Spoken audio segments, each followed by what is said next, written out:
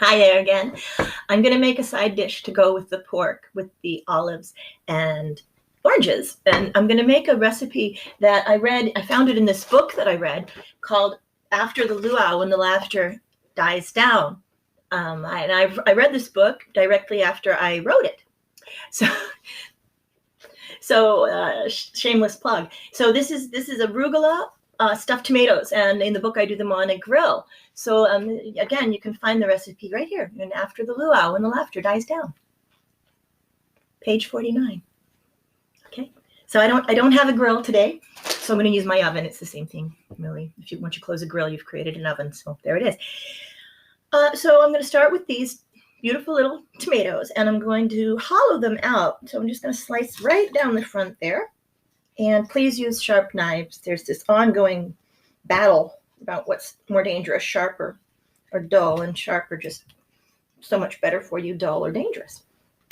So go ahead and hollow that tomato out a little bit and just take out the pulp that's in the middle, right? And a lot of those seeds, especially with this kind of tomato, you get a lot of seeds, and they're great. You can use them for something else, right? Throw them in sauce, soup, throw the flesh in, or eat it. Put it in your eggs, whatever you want to do. So you got a nice hollow space here.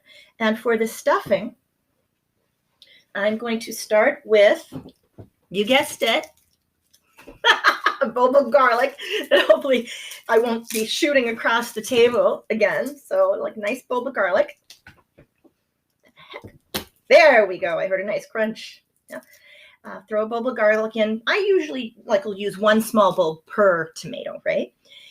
And some beautiful arugula. This is lovely, bitter, wonderful stuff. It's so much fun to use. I love it. It's very fresh tasting. It's also I guess it's kind of cool right now to use arugula. It's like an in green. So a couple of sprigs of fresh sage. I overwhelmingly prefer fresh over dried. If you can't get fresh sage, use dried, but you don't want to use the equivalent of 2 sprigs of dried. Just like a pinch would be fine because it's so much stronger, right? And breadcrumbs. And if you think you don't have breadcrumbs, but you happen to have a loaf of bread, you're wrong. You have breadcrumbs. I would just take like a single piece of bread, and any kind of bread actually would do. Maybe not like raisin bread. That probably would not be any good. But any other kind. Just tear it up. I put all the ingredients in this little mini food processor that I'm going to cover the maker.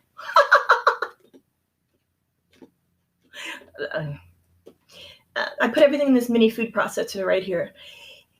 So much easier. Just throw it all in, and then a little piece of Parmesan cheese, and then salt and pepper. And 2 things, please use real, actual, good Parmesan. It's so worth it. It's expensive, I know, but you know what? It will last a lifetime, because that's an exaggeration, because you'll eat it before you die, I think. So, but it's so much better than the fake stuff. Right? It's worth doing. It's so flavorful. And then salt and pepper. And of course, I'm going to be kind of light on the salt because of this beautiful cheese that has its own beautiful salt. Right? So I put all of these ingredients in here, and there's the nice, of course, a glug of olive oil. I really prefer olive oil overwhelmingly for this one. And then I, zip, zip, zip, zip, zip. I remember that I'm kind of just sitting in a corner here. I have a plug. And what comes out when you're done zipping is this just gorgeous. Check it out. It's beautiful. It's fresh, smells amazing. So go right on ahead and stuff your tomatoes. Okay. And stuff them nice and high. And don't worry if your blend seems a little on the dry side. It shouldn't. But if it does, don't worry about it, because you've got all of these tomatoes juices in there, right? So go ahead and stuff these guys. I'm going to put them in a pan. Ta-da! And then I'm going to put it in my 350-degree oven for 20 minutes. And then I'm going to take them out. So that is our side dish for the pork with olives and oranges. And again, it's using a recipe from this great book that I read called After the Luau, When the Laughter Dies Down, by me. Page 49. See you later.